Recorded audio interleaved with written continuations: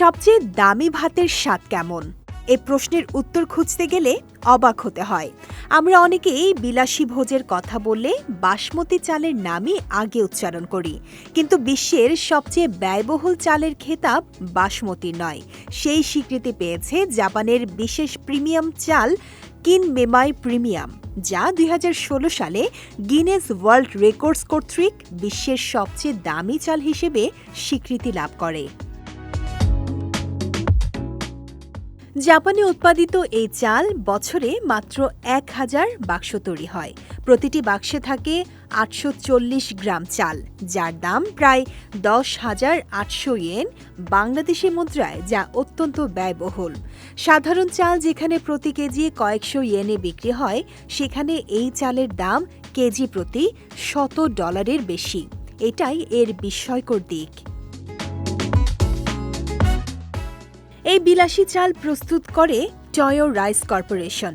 প্রতিষ্ঠানটির প্রেসিডেন্ট কেইজি সাইকার ভাষ্য অনুযায়ী, প্রথমে জাপানের সেরা ও পুরস্কারপ্রাপ্ত চালের জাতগুলো স্বাদ ও গঠনের ভিত্তিতে বাছাই করা হয়।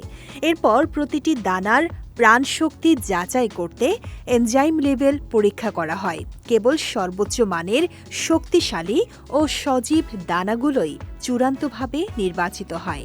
এরপর চালকে নির্দিষ্ট সময় সংরক্ষণ করে এজিং প্রক্রিয়ার মধ্য দিয়ে নেওয়া হয়, যাতে স্বাদ আরও গভীর ও সমৃদ্ধ হয়।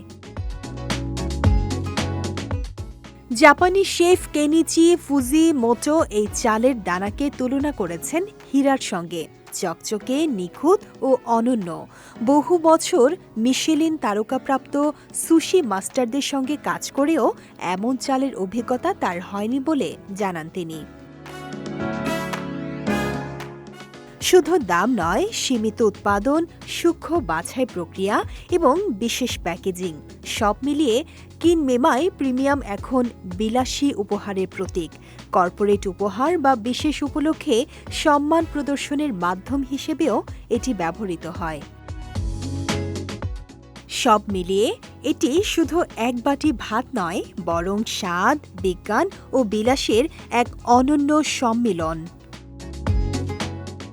বিজয় টিভি নিউজ ডেস্ক।